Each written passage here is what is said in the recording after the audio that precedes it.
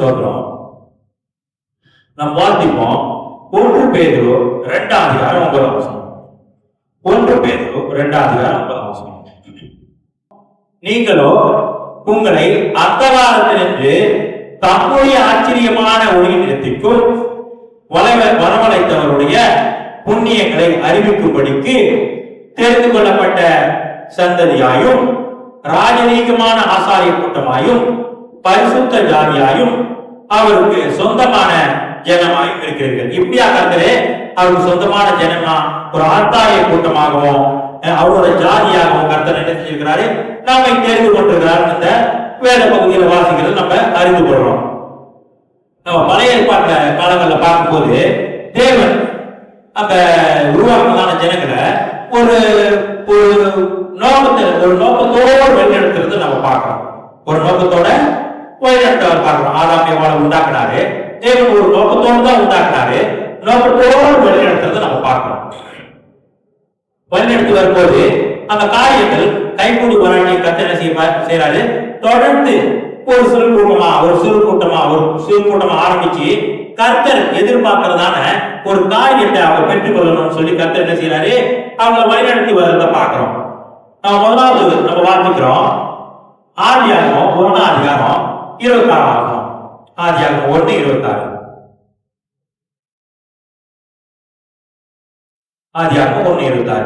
பின்பு தேவன் நமது சாயலாகவும் நமது ரூபத்தின்படியையும் மனுஷனை உண்டாக்குவோமாக. தேவன் நமது சாயலாகவும் நமது ரூபத்தின்படியையும் மனுஷனை உண்டாக்குவோமாக. அப்ப தேவனுக்கு ஒரு சாயல் இருக்குது. அந்த சாயலின்படி மனுஷங்களை உண்டாக்குவோம். நம்முடைய சாயலின்படி மனுஷங்களை உண்டாக்குவோம் அப்படின்னு சொல்லி ஆண்டவர் என்ன செய்யறாரு, மனுஷங்களை உருவாக்குறாரு. இப்ப நம்ம பார்க்கிறோம் மனுஷன் இப்ப என்ன செய்ய உண்டாக்கிட்டு இருக்கிறான். தேவன் மனுஷங்களை உண்டாக்குறாங்க. மனுஷன் இப்ப என்னத்தை உண்டாக்கிட்டு இருக்கிறான், ரோபோட்டை உண்டாக்கிட்டு இருக்கிறான். ரோபோட்டை மனுஷன் உண்டாக்கிட்டு இருக்கிறான். மனுஷன் ஒரு நாயை போல ஒரு ரோபோட்டை உண்டாக்குனா அதுக்கு இருந்து என்னத்தை எதிர்பார்ப்பான், நாயை போல ஒரு ரோபோட்டை உருவாக்குறான்னா நாய் என்ன காரியம் செய்யுதோ மனுஷனுக்கு எப்படி என்ன காரியத்துல பாதுகாப்பு கொடுக்குதோ அப்படிப்பட்டதான செய்யக்கூடியதான காரியம் அந்த ரோபோட் செய்யும்னு எதிர்பார்க்கணும். ஏன்னா அந்த ரோபோட்டு நாயோட சாயத்தை உருவாக்குறான். அப்ப நாயோட சாயத்தை உருவாக்குறாங்க ஒரு ரோபோட்டை. அந்த ரோபோட்டு நாய் குறைஞ்சபட்சம் நாய் செய்கிறதான காரியத்தை அது செய்யணும் அப்படின்னு தான் அவன் உருவாக்குறான் ரோபோட்டு. அதே போல இப்ப மனுஷன் என்ன செஞ்சுட்டு இருக்கான், மனுஷனோட ரூபத்துல ரோபோட்டை உருவாக்கிட்டு இருக்கான். அப்ப மனுஷனோட ரூபத்துல ஒரு ரோபோட்டை உருவாக்குறான்னா மனுஷனோட எதிர்பார்ப்பு எப்படி இருக்கும், அந்த ரோபோட்டு மனுஷனை போல செய்யணும், காரியங்களை செய்யணும், மனுஷனை போல யோசிக்கணும், மனுஷனை போல பேசணும், மனுஷனை போல நடக்கணும் அப்படின்னு எதிர்பார்த்து தான் மனுஷனை போல ஒரு ரோபோட்டை உருவாக்குறோம். அதே போல இந்த ஆதியாகமம் 1ஆம் அதிகாரம் 26ஆம் வசனத்துல நம்ம பார்க்கிறோம் தேவன் என்ன செய்யறாரு, பின்பு தேவன் நமது சாயலாகவும் நமது ரூபத்தின்படியையும் மனுஷனை உண்டாக்குவோமாக. ஆண்டவர் என்ன சொல்றாரு, அவரோட தேவனுக்கு ஒரு ரூபம் இருக்குது, அந்த ரூபத்தின்படியே நம்ம மனுஷனை உருவாக்குவோம் அப்படின்னு தேவன் என்ன செய்யறாரு, உருவாக்குறது நம்ம பார்க்கிறோம். அப்ப தேவன் மனுஷனை உருவாக்குனாருன்னா அப்ப தேவன் எப்படி நடந்து கொள்கிறாரோ அதே மாதிரி நாம் நடந்து கொள்ளணும் அப்படின்னு தான் தேவன் உருவாக்குனாரு மனுஷனை. இல்ல நான் அந்த மாதிரி இல்ல, நான் மனுஷனை எப்படி உருவாக்குறேன் அவ்வளவு உருவாக்குறாரு இல்ல, தேவனோட தேவன் எப்படி இருக்கிறாரோ தேவனோட சாயலாம். பிற்பாடுதான் நம்ம பார்க்கிறோம் தேவனோட சாயல் இது கர்த்தராகிய இயேசு கிறிஸ்துக்குள்ள இருக்குது. தேவனோட சாயல் ரூபத்தின்படி பார்க்கும்போது அந்த ரூபத்தின்படிதான் நம்ம முன்கூட்டியே என்ன செஞ்சிருக்கிறார், இயேசு கிறிஸ்துவின் ரூபத்தின்படி நம்ம முன்கூட்டியே உருவாக்கிறார். மனுஷ சாயலா நம்மளுக்கு 2 கால் 2 கையை வச்சு உருவாக்கி இருக்கிறார். ஆனாலும் பழைய ஏற்பாட்டு காலங்களை நம்ம பார்க்கும்போது அந்த இயேசு கிறிஸ்து பிறந்து மரித்து 3ஆம் நாள் உயிர்த்தெழுதலுக்கு முன்னுக்கு பழைய ஏற்பாட்டு காலங்கள்ல அநேக காரியங்களை, ரகசியமான காரியங்களை தேவன் பழைய ஏற்பாட்டு பரிசுத்தவான்களுக்கு வெளிப்படுத்தி காண்பிக்கிறார். ஆண்டவர் என்ன செய்யறாரு, முதல் ஆபிரகாமை தேவன் தெரிந்து கொள்றாரு. ஆபிரகாமை தெரிந்து கொண்டு என்ன சொல்றாரு, உன்னை பெரிய ஜாதியாக்குவேன், உன் மூலமா தேசம் எங்கும் ஆசீர்வதிக்கப்பட்டிருக்கும், உன் மூலமா புறஜாதியார்கள் ஆசீர்வதிக்கப்பட்டிருப்பாங்க, உன் மூலமா ஒரு சந்ததி என்றைக்கும் நான் உனக்கு ஒரு நித்தமும் ஒரு ஒப்பந்தம் பண்ணி இருக்கிறேன், நித்தமும் உன்னோடு கூட இருப்பேன்னு கர்த்தர் என்ன செய்யறாரு, ஆபிரகாமோடு பேசுறதை நம்ம பார்க்கிறோம். ஆபிரகாமோடு பேசுறதை பார்க்கிறோம். நம்ம இந்த வேத வசனத்துல ஆதியில இருந்து படிச்சு, ஆதியில முதல்ல ஆதியாகமத்துல இருந்து படிச்சு நம்ம தொடர்ந்து முழு வேத வசனத்தையும் வேதாகமத்தையும் வாசிச்சோம்னா நம்மளுக்கு அந்த பழைய ஏற்பாட்டு காலத்துல தேவன் சில காரியங்களை செய்யும்படியா வழிநடத்துறத பார்க்கலாம். வழிநடத்துறத நம்ம பார்க்கலாம். தேவன் சாயலாக தேவன் ஆளுகை செய்யறாரு, அது போல ஆளுகை செய்யும்படியா அவங்களுக்கு ஆசீர்வாதத்தை கொடுத்து வழிநடத்துறத பார்க்கிறோம். ஆனா தேவன் கர்த்தராகிய இயேசு கிறிஸ்து புதிய ஏற்பாட்டுக்கு நம்ம படிச்சுட்டு வரும்போது பார்க்கிறோம், தேவன் என்ன நினைக்கிறாரு, மனுஷனை தேவனோட சுபாவத்தின்படி, தேவனோட சுபாவத்தின்படி மனுஷனை உண்டாகணும். தேவனின் சுபாவத்தின்படி, தேவனுக்கு எப்படிப்பட்ட சுபாவம் இருக்குதோ அந்த சுபாவம் மனுஷங்கிட்ட காணப்படணும். அப்படிதான் தேவனுடைய உன்னதமான நோக்கம். உன்னதமான நோக்கம் மனுஷனை தேவனோட சாயல்படி உண்டாக்குனாரு. ஆனாலும் பழைய ஏற்பாட்டு காலங்கள்ல தேவனோட சுபாவம் வெளிப்படல. தேவனோட சுபாவம் பழைய ஏற்பாட்டு காலங்கள்ல வெளிப்படல. எப்படி வெளிப்படும்? இயேசு கிறிஸ்து பூமியில வெளிப்படல. தேவனோட சுபாவம் மனுஷங்களுக்கு தெரியாது. தேவன் அன்பா இருக்கிறாரு, தேவன் நீடிய பொறுமையுள்ளவராக இருக்கிறாரு. நம்ம பழைய ஏற்பாட்டுள்ள காலங்கள்ல வேத வசனத்துல வாசிக்கும் போது தேவன் பட்டிக்கிற அக்னியா இருக்கிறாரு, தேவன் யாரும் சேரக்கூடாத ஒளியில் இருக்கிறாரு. இதை இதான் நம்மளுக்கு வேத வசனத்துல அநேக காரியங்களை நம்ம பார்க்கலாம். ஆனா தேவனோட முழு சுபாவத்தை அறிந்து கொள்ளணும்னா அந்த அறிந்து கொள்றதுக்கு பழைய ஏற்பாட்டு காலங்கள்ல குறிப்பிட்ட காரியம் இல்லை. ஆனா கர்த்தராகிய இயேசு கிறிஸ்து பூமியில வந்து பிதாவாகிய தேவனுக்கு முழுமையா கீழ்ப்படிதல் சுபாவத்தை நமக்கு கற்றுக் கொடுத்தாரு.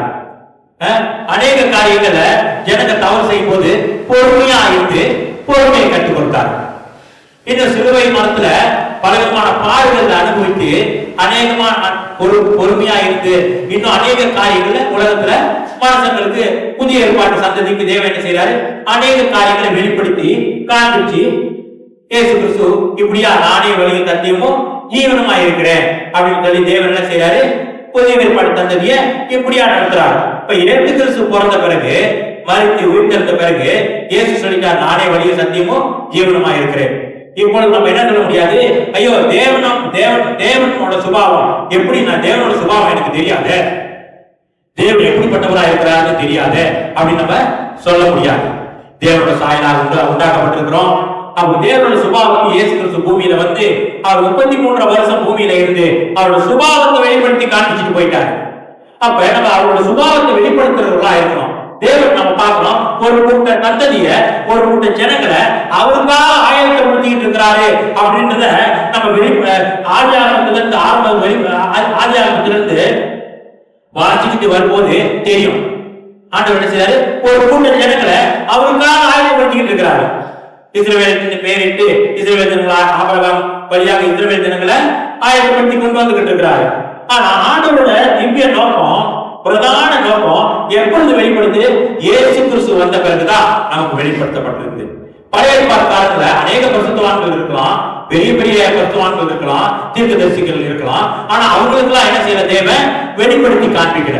அப்ப இந்த புதிய ஏற்பாட்டு காலத்துல இயேசு கிறிஸ்து வந்துட்டு போன பிறகுதான் தேவன் என்ன செய்கிறாரு, அநேக ரகசியங்களை வெளிப்படுத்தி காண்பிச்சு நாம் எதுக்காக நம்மை தெரிந்து கொண்டிருக்கிறாரு. தேவன் என்ன செய்யறாரு, ஒரு கூட்ட ஜனங்களை எதிர்பார்க்கிறாரு. நம்ம பார்க்கிறோம், ஒரு கூட்ட ஜனங்களை தேவன் எதிர்பார்க்கிறாரு. நாம் வாசிக்கிறோம் ஆதியாகமம் 12 அதிகாரம் 2 நான் உன்னை பெரிய வியாதியாக்கி உன்னை ஆசீர்வதித்து உன் பேரை பெருமைப்படுத்துவேன், நீ ஆசீர்வாதமாக இருப்பாய். அப்ப தேவன் என்ன செய்யறாரு, ஆபிரகாம் கிட்ட பேசி என்ன சொல்ற, ஆண்டவரே உன்னை பெரிய வியாதியாக்கி உன்னை ஆசீர்வதித்து உன் பேரை பெருமைப்படுத்துவேன், நீ ஆசீர்வாதமாக இருப்பாய். இப்ப தேவன் என்ன செய்யறாரு, ஆபிரகாம தேர்ந்து கொண்டிருக்கிறார். ஆபிரகாம் மூலமா ஒரு கூட்டத்தை ஆண்டவர் என்ன செய்யறாரு, கொண்டு வராரு.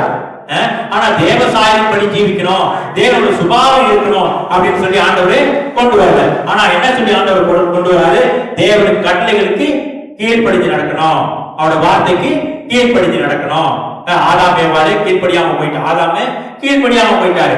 ஆனாலும் தேவனோட வார்த்தைக்கும் கட்டளைக்கும் அந்த கீழ்ப்படிஞ்சு நடக்கணும்னு சொல்லி ஆண்டவர் என்ன செய்யறாரு, ஒரு பிரமாணத்தை கொடுக்கிறாரு, 10 கட்டளைகளை கொடுக்கிறாரு. அந்த கட்டளையின்படி பழைய ஏற்பாட்டு காலத்து பரிசுத்தவான்களை தேவ வழி நடத்துறாருன்னு பார்க்கிறோம்.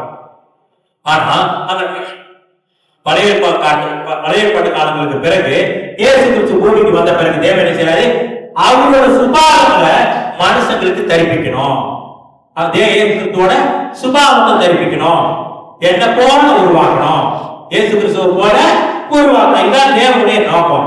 இயேசு கிறிஸ்துவ போல உருவாக்கணும்னு சொன்னோடனே மனுஷனுக்கு எப்படி ஒரு சிந்தை வந்துச்சு? நான் இயேசு கிறிஸ்துவ ஆயிட்டேன், நானே கடவுள் ஆயிட்டேன், எனக்கு இனிமே நான் அவன் மனுஷன் என்ன நினைச்சுக்கிறான்? கடவுள் எல்லாத்தையும் செஞ்சுட்டு எனக்கு இயேசு கிறிஸ்துவ ஆகிட்டாரு, என்ன கடவுள் ஆகிட்டாரு, இனிமே நான் எப்படி வேணாலும் ஜீவிக்கலாம்னு சொல்லி ஒரு தப்பான உபதேசம் ஒரு பக்கம் ஓடிக்கிட்டு இருக்குது. ஒரு தப்பான உபதேசம் ஓடிக்கிட்டு இருக்கு. தேவன் இயேசு கிறிஸ்துவை போல நம்மை மாற்றுவதற்கு காரணம் என்ன? அவருடைய சுபாவத்தை தெரிந்து கொள்ளும்படியா, இயேசு கிறிஸ்துவோட சுபாவத்தை தெரிந்து கொள்ளும்படியா தான் தேவன் என்ன செஞ்சாரு? மனுஷங்களை இயேசு கிறிஸ்துவோடு கூட ஐக்கியப்படுத்தினார் பார்க்கிறோம். பழைய ஏற்பாட்டு காலத்துல இப்படிப்பட்டதான சத்தியம் இல்லை. ஆனா புதிய ஏற்பாட்டு காலத்துல இயேசு கிறிஸ்துவோட சுபாவத்தை நம்ம தெரிந்து கொள்ளணும். ஆனா இனி நான் அல்ல பிழைப்பதில் நம்ம பாட்டு படிக்கிறோம். கிறிஸ்து இயேசுவே எனக்குள்ள ஜீவிக்கிறார், மரித்தேன் ஆனாலும் பிழைத்திருக்கிறேன், இனி கர்த்தராகிய இயேசு கிறிஸ்து நமக்குள்ள ஜீவிக்கிறார். நம்ம பார்க்கிறோம் இயேசு கிறிஸ்துவோட சுபாவம் நம்ம இடத்துல காணப்படணும்னு தேவன் எதிர்பார்க்கிறாரு. இயேசு கிறிஸ்துவோட சுபாவம் நம்ம இடத்துல காணப்படணும். ஆனா நம்ம என்ன செய்யறோம்? நான் இப்ப கடவுள் ஆயிட்டேன், நானே கடவுள் ஆயிட்டேன், எனக்கு சாவு இல்லை அப்படின்னு சில பேர் சொல்லிக்கிட்டு இருக்கிறாங்க. இயேசு கிறிஸ்து போல உருவாக்கிட்டாங்க. அதனால நான் கடவுளை போல இருக்கிறேன், நான் என்ன வேணாலும் செய்யலாம், எனக்கு பிடிச்ச மாதிரி ஜீவிக்கலாம், நான் ஒரு பரிசுத்த ஜீவியை செய்ய வேண்டிய அவசியம் இல்லை அப்படின்னு சில பேர் ஒரு பகுதி ஒரு கூட்டம் சொல்லிக்கிட்டு இருக்கிறத பார்க்கணும். ஆனா தேவன் என்ன செய்யறாரு? தேவன் தெரிந்து கொள்ளப்பட்டதான கூட்டத்தை தேவன் எதை எதிர்பார்க்கிறாரு? தேவனோட சுபாவம் நம்மிடத்துல காணப்படணும், தேவனோட சுபாவம் காணப்படணும். அதனாலதான் தேவ பரிசுத்த ஆவியானவர் நமக்கு கொடுத்து என்ன செய்யறாரு? அன்பு, சந்தோஷம், சமாதானம், நீடிய பொறுமை, தயவு, இச்சையடக்கம், சாந்தம், நற்குணம், விசுவாசம், இப்படிப்பட்ட கட்டினால் நம்ம கட்டி கர்த்தருடைய சுபாவம் நமக்குள்ள இருக்கும்படியா கர்த்தர் பரிசுத்த ஆவியானவரை கொடுத்து இந்த பரிசுத்த ஆவியின் கனிகள் நம்முடைய ஜீவித்தை காணப்படும் தேவன் கொடுக்கிறார். எதுக்காக? கிறிஸ்துவோட சுபாவம் நமக்கு காணப்படும். கிறிஸ்துவோட சுபாவம் பழைய ஏற்பாட்டு காலங்கள்ல நம்ம பார்க்கும்போது கிறிஸ்துவோட சுபாவம் யாருக்கிட்டையும் இல்லை. ஏன்னா கிறிஸ்துவோட சுபாவம் எப்படிப்பட்டதுன்னு யாருக்கும் தெரியாது. ஆனா புதிய ஏற்பாட்டு காலங்கள் நம்ம பார்க்கும்போது இயேசு கிறிஸ்துவ நமக்கு கொடுத்து தேவ பிதாவாகிய தேவன் எதை எதிர்பார்க்கிறாரு? கிறிஸ்துவோட சுபாவம் இடத்துல காணப்படணும், கிறிஸ்துவோட சுபாவம் இடத்துல காணப்படணும். இப்ப சொல்லுவாங்க 3 கடவுளா இருக்க வேண்டிய அவசியம் இல்லையே, பிதாவாகிய தேவன் ஒருத்தரா இருந்தா போதுமே. பிதாவாகிய தேவன் ஒருத்தரா இருந்தா கிறிஸ்துவோட சுபாவத்தை நம்ம எப்படி அறிந்து கொள்றது? இது தேவனோட நோக்கமா இருக்குது, இது தேவனோட திட்டமா இருக்குது. அப்ப தேவன் நோக்கம் திட்டமா இருக்கிறதுனால கிறிஸ்து என்ன செய்யற? தேவனோட பிதாவாகிய வேதவசனத்துல வாசிக்கிறோம், பிதாவாகிய தேவனோட சாயல் தான் இயேசு கிறிஸ்துவோட சாயல் நம்ம வேதவசனத்துல வாசிக்கிறோம். அப்ப நம்ம அந்த வசனத்தை வாசிக்கிறோம், சாயலா இருக்கிறார். அப்ப இப்ப இயேசு கிறிஸ்து இல்லைன்னா நமக்கு ஒரு வழிகாட்டி இல்ல. அந்த சுபாவம் ஆண்டவரோட சுபாவம் என்னன்னு நமக்கு தெரியாது. இயேசு கிறிஸ்து மூலமா தான் நம்ம கிறிஸ்துவோட சுபாவத்தை நம்ம அறிந்து கொள்ள முடியுது. அந்த கிறிஸ்துவோட சுபாவத்தை அறிந்து கொண்டு அந்த சுபாவத்தை என்ன சொல்லணும்? நாம் தரித்து, அதான் ஆண்டவர் சொல்றாரு, தரித்து கொண்டவர்களா இருந்தா நீங்க நிர்வாணிகளா இருக்க மாட்டீங்க. அப்ப கிறிஸ்துவோட சுபாவம் இல்லாதவங்களா இருந்தா யாரு? நிர்வாணிகள்.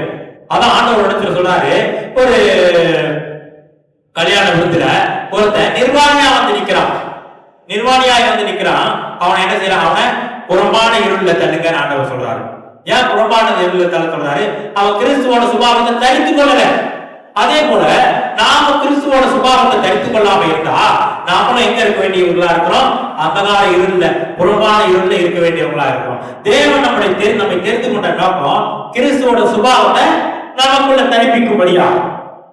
நம்ம தொடர்ந்து வாசிப்போம்.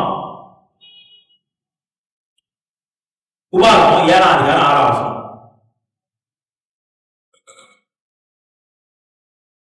நீ உன் தேவனாகிய கர்த்தருக்கு பரிசுத்த ஜனம்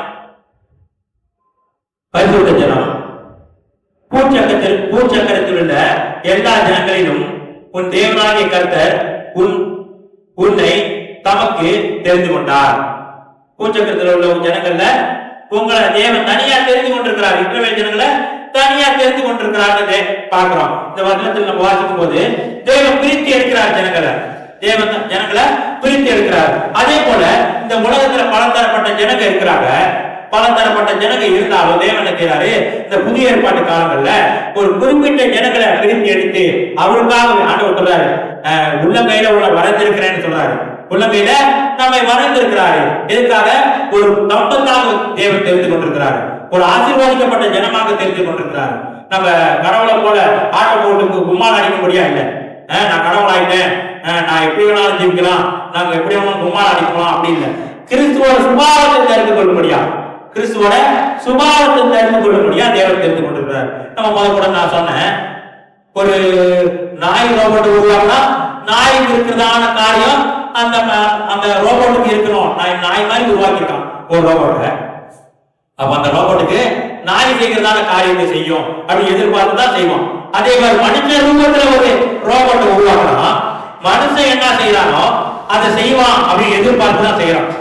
அதே போல தேவன் மனுஷ ரூபத்துல, தேவனோட ரூபத்துல மனுஷனை உண்டாக்கி இருக்கிறாரு. அப்ப தேவனோட எதிர்பார்ப்பு எப்படியா இருக்குது? கிறிஸ்துவோட சுபாவம் அவனுக்குள்ள காணப்படும். அதனால ஆண்டவரே இயேசு கிறிஸ்து பிறக்கிறதுக்கு முந்தி கிறிஸ்துவோட சுபாவத்தை பத்தியோ என்னோட சுபாவத்தின் படி ஜீவிங்கன்னு சொல்றாரு. தேவனை அறிந்து கொள்ளுங்க அப்படின்னு சொல்றாரு. ஆனா இயேசு கிறிஸ்து பிறந்து மரித்து 3ஆவது நாள் உயிர் எழுந்த பிறகுதான் என்ன வாசிக்கிறோம்? கிறிஸ்துவின் சுபாவத்தை தெரிந்து கொள்ளுங்க. தேவன் நம்மை கிறிஸ்துவா தெரிந்து கொண்டிருக்கிறார். கிறிஸ்துவா தெரிந்து கொண்டிருக்கிறார். அதான் கிறிஸ்து நமக்குள்ள ஜீவிக்கிறார். அப்ப தேவன் நம்ம கிறிஸ்துவா தெரிந்து கொண்டிருக்கிறபடினால நம் கிறிஸ்துவோட சுபாவம் நாம் தரிக்கப்பட்டவர்களா இருக்கணும். நம்ம பார்க்கிற உலகத்துல அநேக காரியங்கள் இருக்கலாம். உலகத்தின்படி நம்ம ஓடிட்டு இருந்தாக்கா நம்ம கிறிஸ்துவின் சுபாவம் இருக்குமா? இயேசு கிறிஸ்துவ கூட என்ன செஞ்சாங்க? ராஜாவாக்கிடலாம், உலகத்துல ராஜாவாக்கிடலாம் நினைச்சாங்க. ஆனா இயேசு என்ன செய்யறாரு? என்னோட ராஜ்யம் இந்த உலகத்துக்குரிய ராஜ்யம் இல்லை. அதே போல நாம இந்த உலகத்துல அநேக காரியங்கள் இருக்கலாம், நமக்கு ஆசை இருக்கலாம். அந்த ஆசையெல்லாம் ஒரு பக்கத்துல ஒதுக்கி வச்சுட்டு இயேசு கிறிஸ்துவோட சாயலை தெரிந்து கொள்ள ஆரம்பிக்கணும். அதுக்காக தான் தேவன் நம்மை தெரிந்து கொண்டிருக்கிறாரு. உலகத்துல அநேக சிற்றின்பங்கள் இருக்கலாம், உலக ஆசை இச்சைகள் இருக்கலாம், உலக ஆசை நமக்கு இருக்கலாம். அதெல்லாம் ஒரு பக்கத்துல வச்சுட்டு என்ன செய்யணுமா? இயேசு கிறிஸ்துவோட சுபாவத்தை தெரிந்து கொள்ளணும். அதுக்குதான் தேவன் நம்மை தெரிந்து கொண்டிருக்கிறாரு. நம்ம அதனாலதான் ஆண்டவர் என்ன சொல்றாரு? ஆவியின் கனியை கனி கொடுக்கக்கூடியதான ஜீவியம் செய்யணும் அப்படின்னு ஆண்டவர் சொல்றாரு. கனி கொடுக்கக்கூடியதான ஜீவியம் இயேசு கிறிஸ்துக்குள்ள அநேக கனிகளை பார்க்கணும். அநேக கனிகளை நம்ம பார்க்கணும். இயேசு கிறிஸ்து கிட்ட அன்பா இருக்கிறாரு, நமக்காக ஜீவனை கொடுத்தாரு. இப்படி அநேக கனிகளை இயேசு கிறிஸ்துவோட ஜீவியத்தை நம்ம பார்க்கிறோம். இப்படி கனி கொடுக்கக்கூடியதான ஜீவியம் செய்யணும்னு தேவன் என்ன செய்யறாரு? எதிர்பார்க்கிறாரு.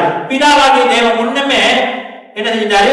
இதெல்லாம் இப்படி காரியங்களை செய்யணும், கிறிஸ்துவுக்குள்ள நாம் பரிசுத்தவான்களா இருக்கணும்னு சொல்லி ஆண்டவர் முன்குறிப்பிட்டாரு.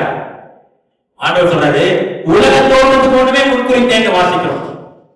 உலக தோற்றத்துக்கு முன்னமே கிறிஸ்துக்குள்ள முன்குறிப்பிட்டாரு. அப்ப உலக தோற்றத்துக்கு முன்னே கிறிஸ்து இருக்கிறார். உலக தோற்றத்துக்கு முன்னமே கிறிஸ்து இருக்கிறார். அப்ப உலக தோற்றத்துக்கு முன்னமே கிறிஸ்து இருக்கிறார். அவருக்கு ஒரு சாயல் இருக்குது. அந்த சாயலை தான் நம்ம அணிந்து கொண்டிருக்கிறோம். தனி அமைப்பு, அந்த வடிவுல தான் நம்ம இருக்கிறோம். அப்ப அந்த இயேசு கிறிஸ்துவோட சாயலை வடிவ அமைப்பை பெற்றுக்கொண்டதால நாம அவருடைய சுபாவமும் என்ன செய்யணும்? தரித்து கொண்டவர்களா இருக்கணும். அப்ப தரித்து கொண்டவர்களா நீங்க தரித்து கொண்டவர்களா இருந்தால் தெரிந்தவர்களானால் நிர்வாணிகளா இருக்க மாட்டீர்கள். யாராவது நிர்வாணி அனுப்பமா? நிக்க மாட்டோம். நிர்வாணமா அனுப்பமா? நிக்க மாட்டோம். அது போல நம்ம கர்த்தராகிய இயேசு கிறிஸ்துவை தெரிந்து கொள்ளணும்னா நம்மளும் இந்த உலகத்துல யாரு? தேவனோட பார்வையில நிர்வாணிகளா இருக்கணும். தேவனோட பார்வையில் நம்ம நிர்வாணிகளா இருக்கணும். பழைய ஏற்பாட்டு காலத்துல 10 கட்டளைகளை கொடுத்தார் ஆண்டவர். 10 கட்டளைப்படி ஜீவிக்கும்படியா கர்த்தர் இஸ்ரவேல் ஜனங்களை வலியுறுத்தி அந்த காரியங்களை செய்யும்படியா, அதுல சரியா இருக்கும்படியா கர்த்தர் உணர்த்துறாரு. ஆனா அந்த புதிய ஏற்பாட்டு காலங்களில் நம்ம பார்க்கும்போது தேவன் இன்னமும் என்ன செய்யறாங்க? ரட்சிக்கப்பட்ட பிறகும் கட்டளைகள் பிரமாணத்தை பேசிக்கிட்டு இருக்கிறாங்க. இப்ப கட்டளைகள் பிரமாணங்கள்லாம் அது பழைய ஏற்பாட்டு காலங்களுக்கு கொடுக்கப்பட்டது. ஆனா இப்ப புதிய ஏற்பாட்டு காலத்துல அந்த 10 கட்டளை கட்டளை என்ன செஞ்சாரு? 2 கட்டளையா மாத்திட்டாரு. 2 கட்டளையா மாத்திட்டாரு. 10 கட்டளை கொடுத்தாரு ஆண்டவர் பழைய ஏற்பாட்டு காலத்துல. அந்த 10 கட்டளை கட்டளை என்ன செஞ்சாரு? 2 கட்டளையா மாத்திட்டாரு. முதலாவது கட்டளை, உன் தேவனாகிய கர்த்தரை முழு இதயத்தோடு, முழு ஆத்மாவோடு, முழு பலத்தோடு அன்பு கூறுவாயாக. இரண்டாவது கட்டளை என்ன கட்டளை? உன்னை நேசிக்கிறது போல பெருமையை நேசிப்பாயாக.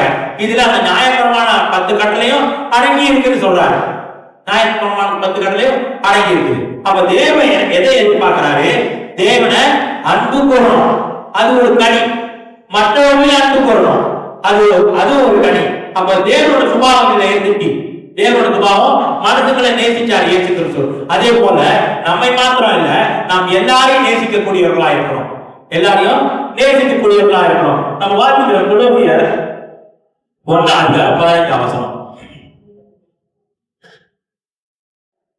கொலோசியர் 1:15 அவர் அதரிசனமான தேவனுடைய தற்சொரூபம் சர்வ சிருஷ்டிக்கும் முந்தின பேருமானவர். சர்வ சிருஷ்டி இருக்க, இந்த சர்வ சிருஷ்டிக்கு முந்திய அவர் இருக்கிறார். இயேசு கிறிஸ்து சர்வ சிருஷ்டிக்கும் முந்தி இருக்கிறாரு. அவர் அதரிசனமான தேவன் இருக்கிறாரு, ரூபம் இல்லாத தேவனா இருக்கிறாரு. பிதாவாகிய தேவன் அவருக்கு ரூபமா இருக்கிறாரு. அந்த தேவனுடைய சுபாவத்தை நம்ம என்ன செய்யணும்? தரித்துக் கொள்ளணும். அதான் இயேசு கிறிஸ்து சொல்லியிருக்கிறாரு, நானே வழியும் சத்தியமும் ஜீவனுமாய் இருக்கிறேன், என்னாலே நாமல் ஒருவனும் பிதா கிட்ட வரா. அப்ப இயேசு கிறிஸ்துவோட சுபாவம் என்ன இருந்துச்சோ, எப்படிப்பட்ட சுபாவமா இருந்துச்சோ, அந்த சுபாவத்தை தரித்துக் கொள்ள முடியாது. நம்ம கிறிஸ்து இயேசுக்குள்ள, அதான் வேத வசனத்துல வாசிக்கிறோம், கிறிஸ்து இயேசுக்குள்ள கர்த்தராகிய இயேசு கிறிஸ்து முதல் பேரான குமாரன். நாம என்ன கிறிஸ்து இயேசுக்குள்ள இயேசு கிறிஸ்துவோட சகோதரராக இருக்கிறோம். இயேசு கிறிஸ்து முதல் பேரானவராக இருக்கிறார். இது எதற்காக? இயேசு கிறிஸ்துவோட சுபாவத்தை தெரிந்து கொள்ளும்படியா. அந்த இயேசு கிறிஸ்துவோட சுபாவத்தை நம்ம தெரிந்து கொள்ளணும். தொடர்ந்து நம்ம வாசிக்கிறோம் தீத்து 2:16.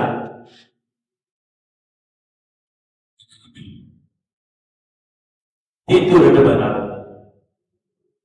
அவர் நம்மை சகல அக்கிரமங்களில் நின்று மீட்டுக் கொண்டு தமக்குரிய சொந்த ஜனங்களாகவும் நற்கிரியைகளை செய்ய பக்தி வைராக்கியம் உள்ளவர்களாயும் நம்மை சுத்திகரிக்கும்படி நமக்காக தம்மை தாமே ஒப்புக் கொடுத்தார். இயேசு கிறிஸ்து நம்மை பாவத்தை மன்னிக்கிறதுக்காக மாத்திரம் சிலுவை மரத்தில் தொங்கல. பாவத்தை மன்னிக்கிறதுக்காக மாத்திரம் சிலுவை மரத்தில் தொங்கல.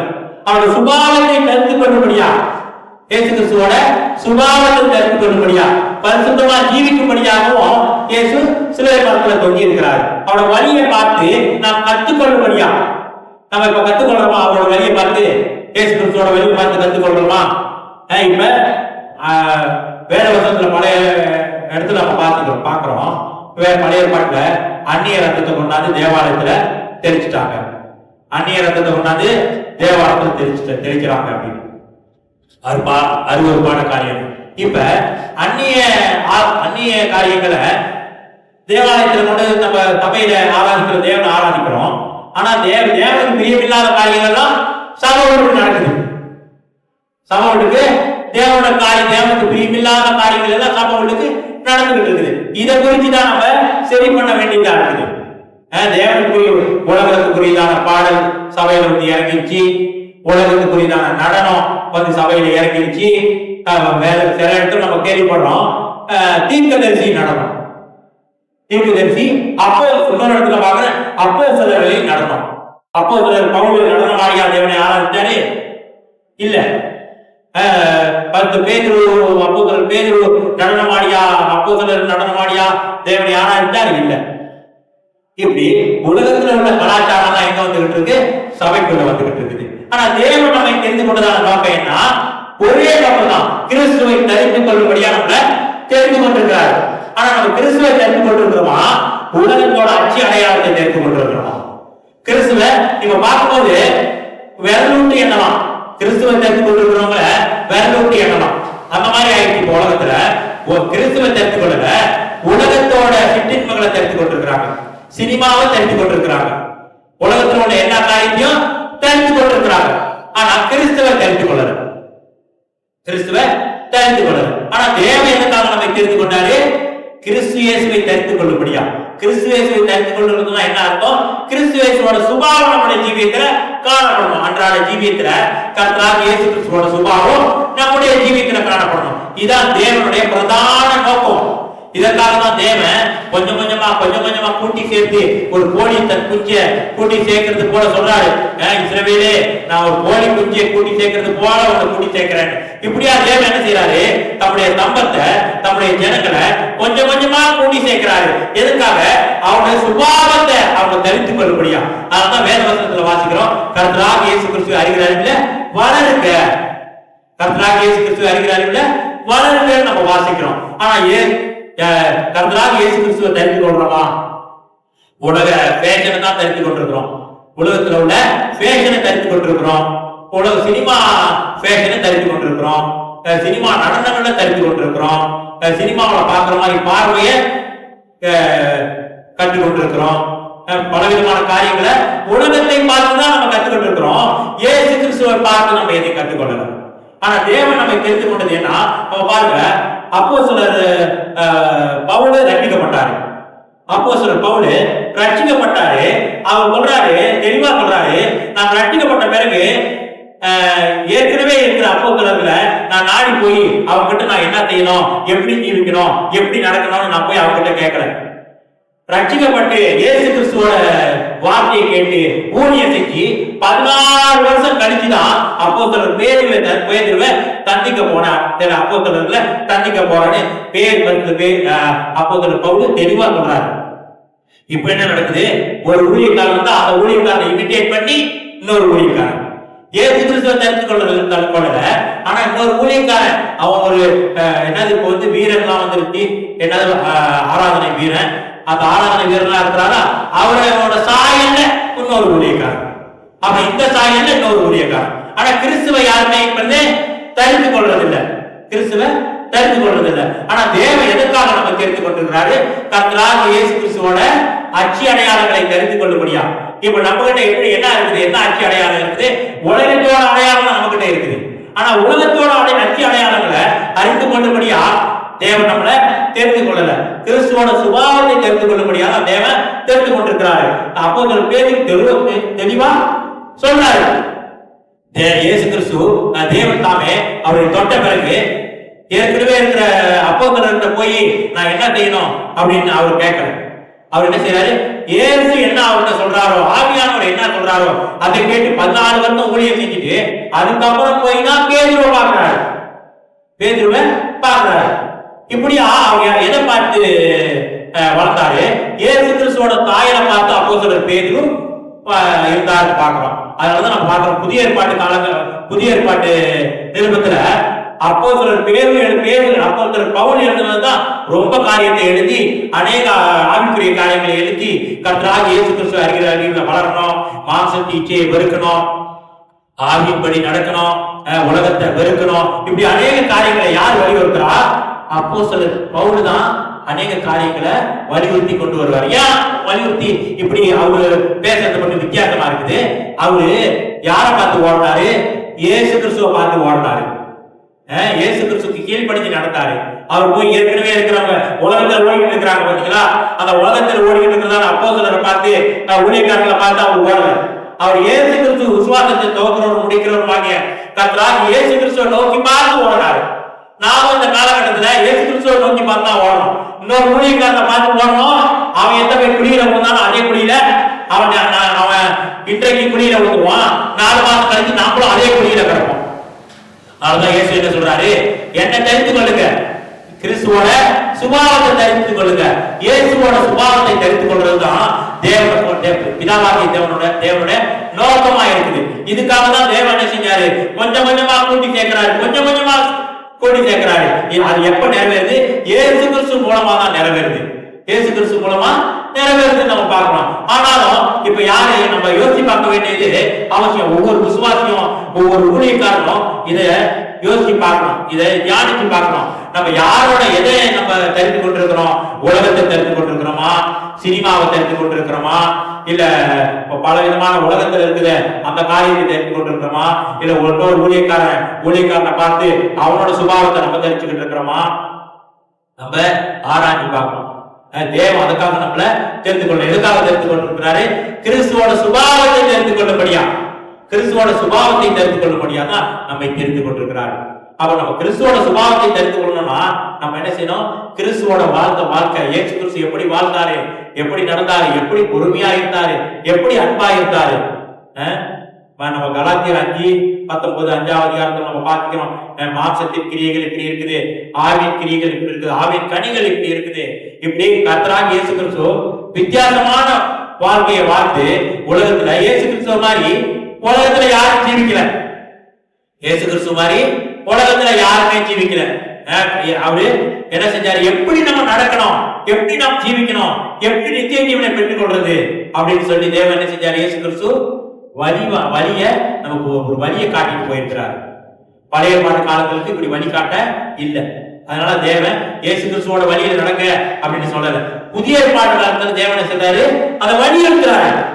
ஆனா வலியுறுத்துறதான நம்ம எந்த வழியில் நடந்துகிட்டு இருக்கிறோம்? உலகத்தை நோக்கியோ இல்ல உலகத்தின் சிற்றின்பங்களை நோக்கியோ உலக காரியங்களையோ நோக்கி ஓடிக்கிட்டு இருந்தா தேவனோட நோக்கம் நிறைவேறாது. தேவனுடைய நோக்கம் என்ன? நம்ம கிறிஸ்துவோட சுபாவத்தை தரித்துக்கணும். அதான் தேவனோட பிரதான நோக்கம். அதுக்காக தான் தேவன் செய்யறாரு, இவ்வளவு பிரயாசம் இருக்கிறாரு. நம்ம பாவத்தை மன்னிக்கிறதுக்கு மாத்திரம் இல்ல, நம்ம பாவத்தை மன்னிக்கிறது மாத்திரம் இல்ல, கிறிஸ்துவோட சுபாவத்தை நாம் தெரிந்து கொள்ளணும். அதான் தேவனோட பிதாவாகிய தேவனுடைய நிறைவான நோக்கம். அதுக்காக தான் தெரிந்து கொண்டிருக்கிறாரு. இதை நம்ம உணரணும். அநேக வேளைகள்ல அநேக ஆத்மாக்கள் வராங்க சபைக்கு, எல்லாம் எதை நோக்கி ஓடிக்கிட்டு இருக்காங்க? உலகத்தை நோக்கி ஓடிக்கிட்டு இருக்காங்க. எதியா ஏன் யா சபைக்கு வந்த, ஏன் யா ரட்சிக்கப்பட்டியா, எதுக்காக வந்தா? ஏசு கிட்ட வந்தா உலகத்துல பலமா வாழலாம். ஐயா பலமா வாழ்றதுக்காக ஆண்டவர் ரட்சிக்கப்பட்டு நீங்க ரட்சிக்கப்பட்டிருக்கிறோம். கிறிஸ்துவோட சுபாவத்தை தெரிந்து கொள்ளும்படியா. கிறிஸ்துவோட மலப்பிரசங்கத்தை யாருமே படிக்கிறது இல்லை. மலப்பிரசங்கத்தை ஐயோ மலப்பிரசங்கமா அப்படி ஆளுநர் ஜீவிக்க முடியுமாயா? இயேசு மலப்பிரசங்கத்தை பிரசங்கம் பண்ணாரு, அப்படி மனுஷங்க ஜீவிக்க முடியுமா? என்னையா அப்படி பிரசங்கம் பண்ணிருக்காரு? மலப்பிரசங்கம் அந்த பக்கமே போறதில்ல. அந்த 5:6-7 இந்த மத்தேயு 5:6-7 படிக்கிறதே இல்லை. ஏன்னா மலப்பிரசங்கத்தை கேட்டாலே எனக்கு நெஞ்சு வலி வருது, மலப்பிரசங்கத்தை படித்தாலே நெஞ்சு வலி வருது. என்னையா ஆண்டவர் இப்படி எழுதி இருக்கிறாரு, மலப்பிரசங்கத்தை இப்படியா ஜீவிக்கணும்னு சொல்லி இருக்கிறாரு. இதெல்லாம் நம்மளால முடியாதியா? கிறிஸ்துவோட சுபாவத்தை தெரிந்தவங்க என்ன செய்வாங்க? அந்த மலப்பிரசங்கத்தை படிப்பாங்க. அந்த மலப்பிரசங்கத்துல ஆண்டவர் சொல்றாரு, என்ன காரியம்? புத்தி உள்ளவன் இப்படிப்பட்ட வீடு கட்டுறான், புத்தி இல்லாத என்ன செய்யறான்? மழை மேல வீடு கட்டுறான், அது காத்து அழித்து போயிருச்சு. நம்ம மணல்ல வீடு கட்டிக்கிட்டு இருக்கிறோமா இல்ல கற்பாறையில வீடு கட்டிக்கிட்டு இருக்கோமான்னு நம்ம யோசிச்சு பார்க்க வேண்டியது அவசியமா இருக்குது. கிறிஸ்து நமக்குள்ள இருந்தா நமக்கு என்றைக்கும் ஜெயம்.